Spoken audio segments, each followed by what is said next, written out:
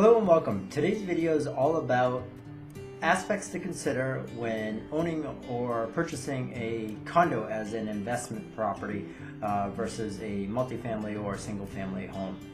So again, when you're part of a condo or homeowners association, you're going to want to take into aspect when you own a property that you plan to rent or use as an investment. Number one, are there rules and regulations? Are there any rules and regulations that limit the amount of units that are to be rented? How long you can rent them for?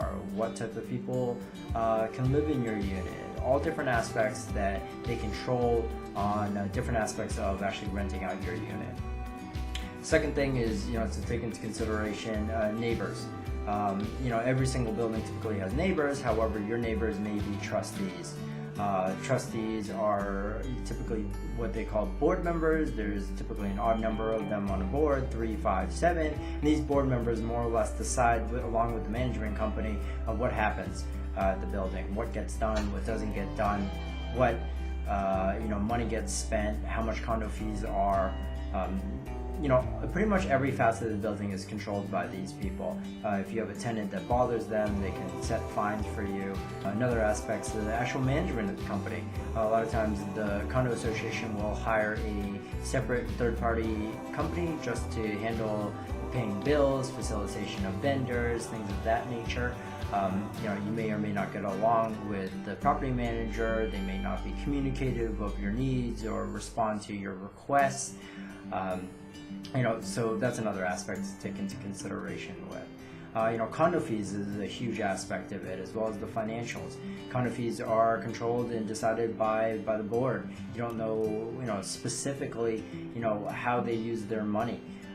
Typically in their budgets or financials, they'll break down what the budget is for the year, but that doesn't mean that they don't go over budget. Long story short, you can't control your financials as much as if you owned a single family home. That's not a bad thing, it's just something to take into consideration. You have to just find a building that is well managed, has a great board of trustees, has a good management company, has solid financials.